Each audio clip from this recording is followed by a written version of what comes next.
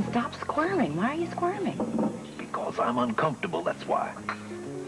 Menus are plastic, the seats are plastic, the food's probably plastic. Well, we're not going to eat here. Well, what'd you ask me here for, then? Because I wanted to talk to somebody on neutral territory. I'm tired of everyone treating me like I was a Black Widow spider. Well, it might have helped if you hadn't behaved the way you had. Oh, Martin, please don't do that. I can't stand to hear another I told you so. Well, I could say a lot more than that. I know you could, but please don't. Do you hate me? More or less. Oh, Martin. Oh, all right. You know, there's one thing about you, Stephanie. You've got to be appreciated just the way you are. Because there's no point in expecting you to ever change. I don't know why it didn't work. It was a perfectly straightforward, simple little bribe. Well, it didn't. If anything, that check drove Wendy and Keith straight to the altar. Now you got a son-in-law to worry about instead of a boyfriend. Well, he may be my son-in-law now, but he won't be for long. And just what does that mean?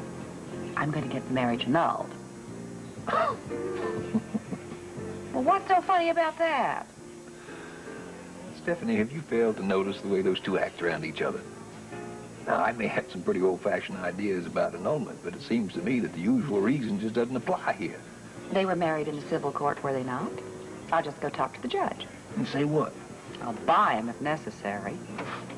I would advise against that. Your track record where bribery is concerned is not too good. I'd hate to have to visit you in the state penitentiary. Martin, for a man who can't take advice, you certainly do give it.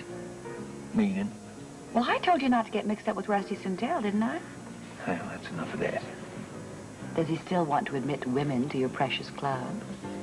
Yes, and he's being his usual emphatic self about it. Are you going to do it? I'm considering the pros and cons of the idea. I think it'd be a great idea. Personally, I think it's an abomination. Oh, come on. You need women in that musty old club. Liven things up. Besides, we could go to dinner there instead of places like this. And you'd be able to mingle with some of the more interesting ladies in town, like Liza Sintel and Sonny Adamson and... What's her name that works with Rusty? Dorian. Aja Dorian. Well, Liza I can see, and maybe even Sonny, but what you find interesting about Aja Dorian is beyond me. I mean, she's a nice enough person, but all she ever thinks about is computer terminals.